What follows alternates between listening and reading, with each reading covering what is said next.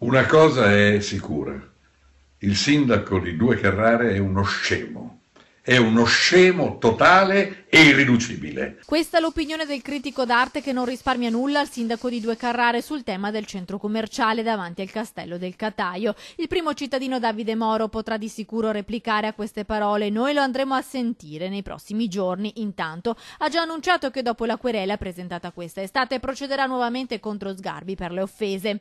Lo Stato prende una posizione che non può essere in competizione con un piccolo comune dell'Una Carrara di cui tu saresti sindaco.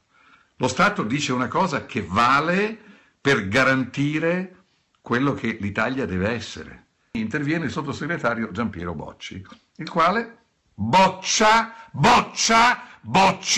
l'immondo cesso di progetto. Il critico d'arte torna a scagliarsi contro il centro commerciale, considerato uno scempio ai piedi dei Colli Ugani, e attacca il sindaco di Due Carrare, a suo dire colpevole di non tenere in considerazione le esigenze del territorio, delle associazioni e pure del ministero, che di recente si è espresso rispondendo ad un'interrogazione parlamentare contro il progetto della maxi struttura. Quando fu presentato il progetto nel 2013,